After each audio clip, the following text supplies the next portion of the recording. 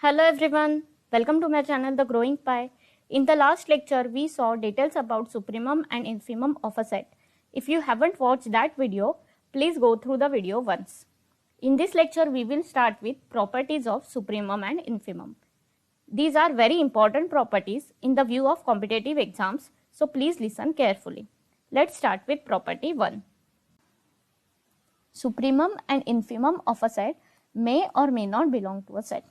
For example, if S1 is open interval 0, 1 and S2 is some finite set 0, 1, 2, 3, then upper bound is 1 and hence supremum of S1 is 1.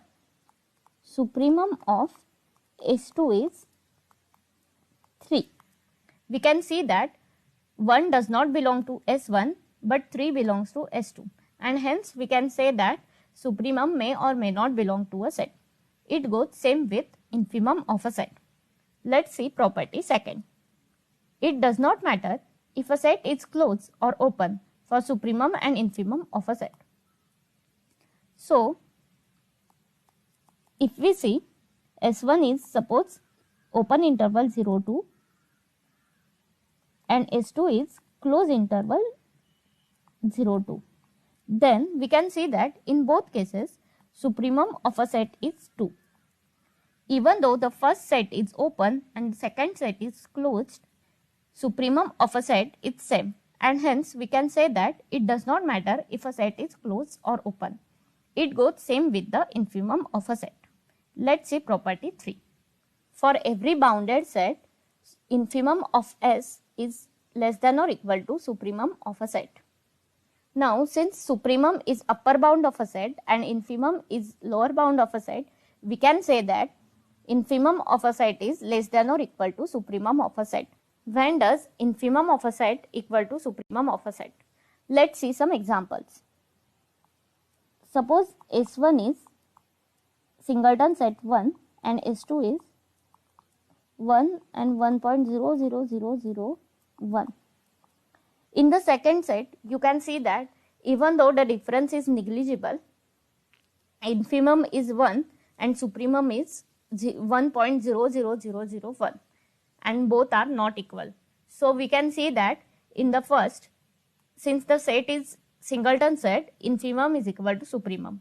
So we can say that for singleton sets only, infimum is equal to supremum. Let's see property 4. For every non-empty finite set, set is a bounded set. Now, if the set is bounded, it can be up to 1000, 1000, 1 million, doesn't matter. If a set is bounded, we can have upper bound and lower bound, and hence set will be bounded. And since set is bounded and upper bound and lower bound belongs to the set, we can say that supremum and infimum of a set exist in the set. So, empty sets, supremum and infimum does not exist. If the set is empty, we cannot define infimum and supremum of a set, and hence empty sets, supremum and infimum does not exist. Now, what about unbounded sets? If we see two examples, 0 to infinity, set S1 and S2 is minus infinity to 0. In the first case, we can see that infimum is 0, but supremum does not exist. And in the second case, supremum is 0 and infimum does not exist. And hence, we can say that if the set is not bounded above, then supremum does not exist.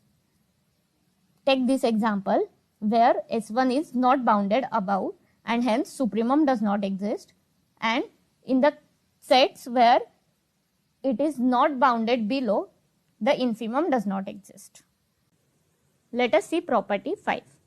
If S is a subset of T, then supremum of S is less than or equal to supremum of T.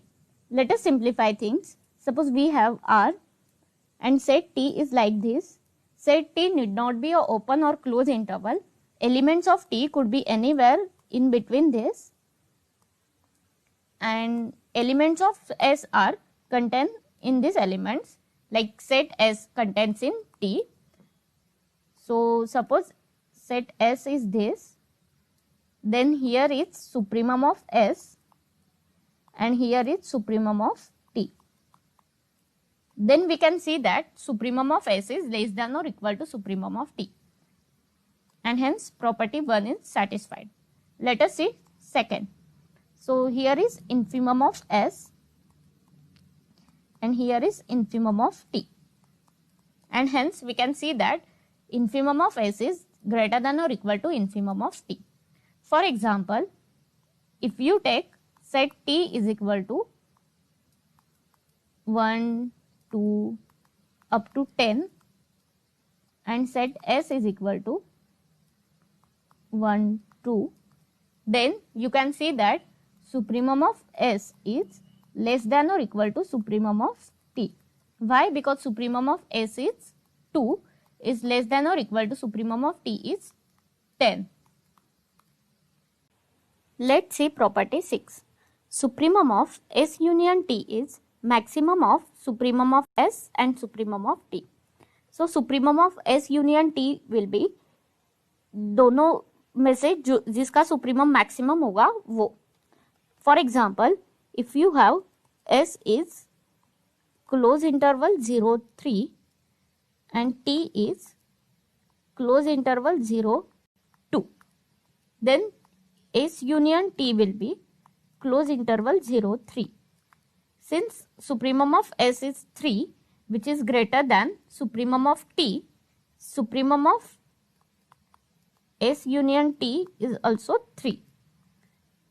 That is, supremum of S union T is maximum of supremum of S and supremum of T, and it similarly goes with infimum of S union T. दोनों set में से जिसका infimum minimum होगा तो उसके union का infimum भी वही होगा. Now what about supremum of S intersection T? Suppose set S is open interval 0, 1 and set T is open interval 1, 2, then S intersection T will be empty set, and we have seen that supremum of a empty set does not exist. But if you take example like 0, 1 and T as 1, 2, then S intersection T will be 1, a singleton set, and in this case supremum is 1, and hence we can say that we cannot predict supremum of S intersection T, but we can write this equation as maximum of infimum of S and infimum of T is less than or equal to infimum of S intersection T less than or equal to supremum of S union T is less than or equal to minimum of supremum of S supremum of T. Now this is very important.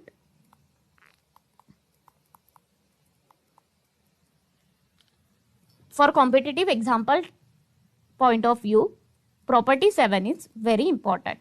Now let's see what happens when we add two sets.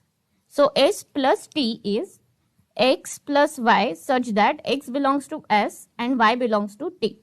That is, we are adding elements from S to the elements from Y, and hence supremum of S plus T will be supremum of S plus supremum of T.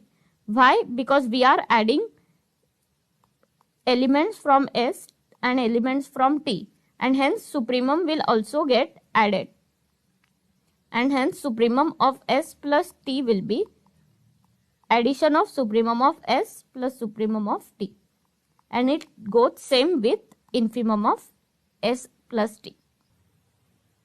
Now let's say property 8. Supremum of minus of S is minus of infimum of S. Now minus of S is minus of all elements of S.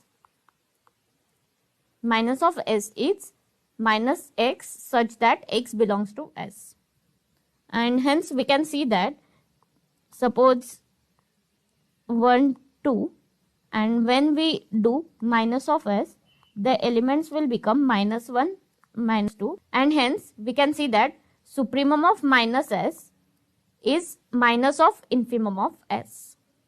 Now what happens when we multiply element to the set? So supremum of k into s is similar to multiplying all elements of s with the same number. So since we are multiplying all elements with the same number, the supremum will also get multiplied. Okay, these are the all properties of supremum and infimum. I hope you have understood all the properties. Thank you.